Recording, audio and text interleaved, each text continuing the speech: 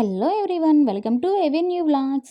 ఈరోజు మన full vlog ఏంటి అని అంటే, మనం అమ్మవారిది బొమ్మ పెట్టుకున్నాం కదండి. మీకు తెలుసు కదా, అమ్మవారు అంటే సిస్టర్ వాళ్ళు పెట్టారన్న విషయం మీకు తెలుసు. నా షార్ట్ వీడియోలు ఫాలో అయిన వాళ్ళకైతే తెలుస్తుంది. సో ఈరోజు అమ్మవారికి అయితే సారి పెట్టామండి.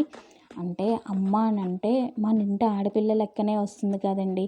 అందుకనే ఆచారం ఉన్న వాళ్ళో లేని వాళ్ళో నాకు తెలియదు, కానీ సారి అయితే పెడతారండి. సారి ఏంటి అని అంటే అరటిపళ్ళు, యాపిల్స్, చడివిడి, పిండి వంటలు, అలాగే అరటిపండు గెల, ఇలా మనం ఒక ఆడపిల్లకి ఏమేమైతే పంపిస్తామో అవన్నీ, పానకము, ఇవన్నిటికి కూడా కంపల్సరిగా వేపాకు మాత్రం చాలా ముఖ్యమండి అమ్మవారికి.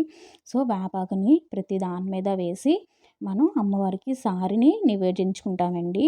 సో ఆ సారి ఇదంతా పట్టుకొని తిరిగి ఇలా ధూప దీపాలతో నైవేద్యాలతో అమ్మని ఆనందపరుస్తాము. సో ఇలా ధూపం వేస్తూ అంటే మనం ఊరేగించినప్పుడల్లా అంతసేపు కూడా ధూపం వేస్తూనే ఉంటామండి. ఇక్కడ వచ్చేసి భజన చేస్తున్నారు, అంటే నిష్ఠగా ఉండడం కోసం అని చెప్పేసి బొమ్మను పెట్టిన వాళ్ళే ఇక్కడ భవానీ మాలలు కూడా వేసుకున్నారండి.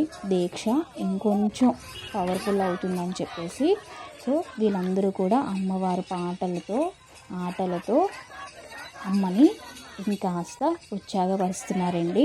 సో ఇదండి ఈరోజు చూసారా, మొత్తం ఇంకా అన్నీ ఉన్నాయండి. మనం ఒక ఆడపిల్లకి సారీ అని అంటే ఏమేమి ఇస్తాం అంటే, మనకి డ్రెస్సింగ్ టేబుల్లో ఈ డైనింగ్ టేబుల్లో కాదండి, మనం జనరల్గా అరిసెలు, చడివిడి, వడపప్పు ఇలా అన్నీ ఇస్తాం కదా. సో ఇక్కడ కూడా అదే ప్రాసెస్, అన్నీ ఇలా తీసుకెళ్తాము, ముత్తైదులతో పాటు తీసుకువెళ్తామండి. అలాగే ఇవన్నీ కూడా అమ్మకి చూపించిన తర్వాత ఈ సారంతా కూడా ప్రతి ఇంటికి కూడా పంచుతామండి. సో పంచి ఇలా అమ్మవారి ముందు అమ్మవారి ప్రసాదం లాగా పంచుతామన్నమాట. సో ఎంతో అదృష్టం ఉంటేనే ఇలాంటివన్నీ అవుతాయండి నిజంగాన. కొన్ని మనం చూడాలన్నా, కొన్ని మనం చెయ్యాలన్నా, కొన్ని